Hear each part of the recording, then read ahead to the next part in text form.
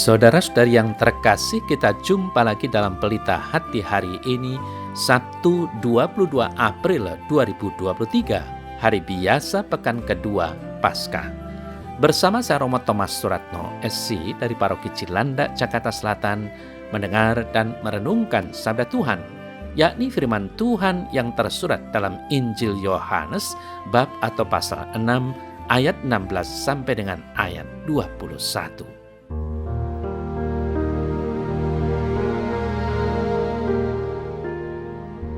Setelah mempergandakan roti dan memberi makan 5.000 orang, Yesus mengundurkan diri ke gunung. Ketika hari sudah mulai malam, murid-murid Yesus pergi ke danau, lalu naik ke perahu dan menyeberang ke Kapernaum. Ketika hari sudah gelap, Yesus belum juga datang mendapatkan mereka, sedang laut bergelora karena angin kencang. Sesudah mereka mendayung kira-kira 2-3 mil jauhnya, mereka melihat Yesus berjalan di atas air mendekati perahu itu. Maka ketakutanlah mereka. Tetapi ia berkata kepada mereka, "Aku ini, jangan takut." Mereka mau menaikkan dia ke dalam perahu, dan seketika juga perahu itu sampai ke pantai yang mereka tuju.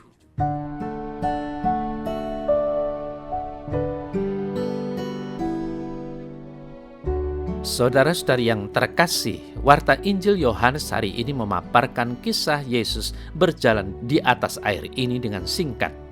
Namun kita dapat membandingkan kisah ini dengan yang ada dalam Injil Matius dan Markus. Penginjil Matius dan Markus menceritakan bahwa Yesuslah yang memerintahkan murid-muridnya naik ke perahu untuk menyeberang danau. Ada nada mendesak dalam perintah itu. Kita tidak tahu apa yang mendesak Yesus sampai kita membaca Injil Yohanes ini. Rupanya, Yesus mendesak para murid agar menjauhi orang banyak yang ingin menjadikan dia raja, karena Yesus tidak ingin para muridnya terpengaruh. Saudara-saudari yang terkasih, para murid sudah berada di dalam perahu dan sedang dalam perjalanan menyeberang ketika Yesus selesai berdoa. Maka cuma ada satu jalan bagi Yesus untuk mencapai Kapernaum, yaitu berjalan mengelilingi Danau Galilea. Masalahnya, ini membuat Yesus bertemu dengan orang banyak. Jika saja ada sebuah perahu lain, tentu Yesus bisa menyeberangi danau tanpa perlu bertemu dengan mereka. Namun, Yesus menyelesaikan masalah itu dengan mudah saja. Ia menyeberang dengan berjalan di atas air. Saudara-saudari yang terkasih, ketika para murid bertolak dengan perahu, danau gelap menjadi menakutkan.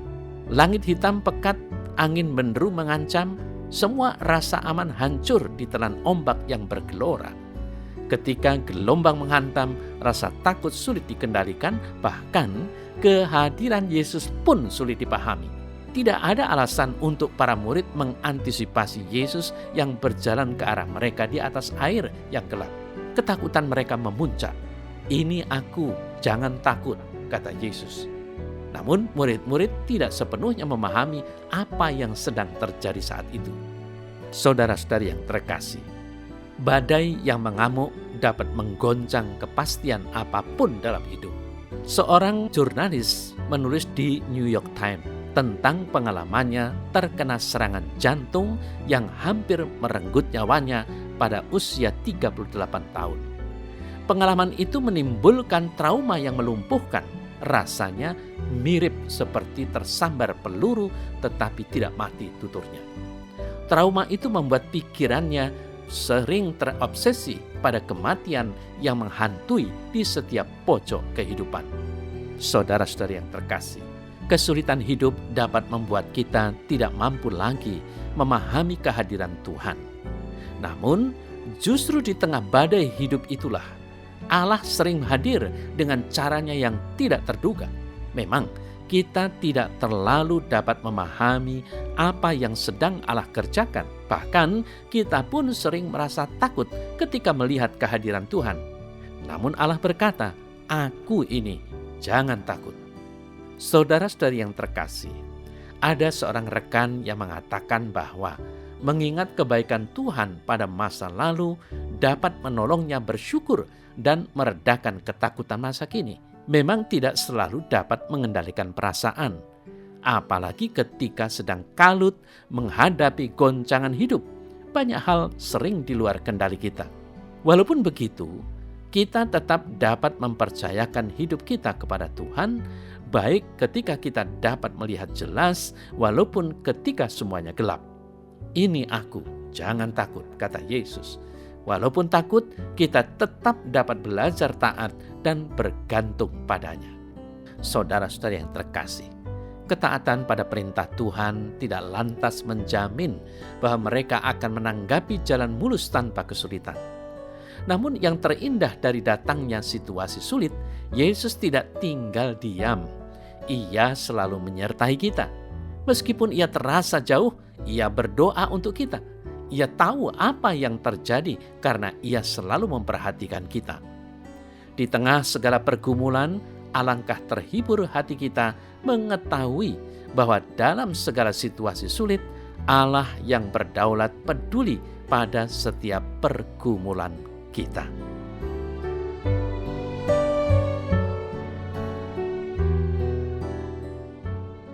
Dalam nama Bapa dan Putra dan Roh Kudus. Amin.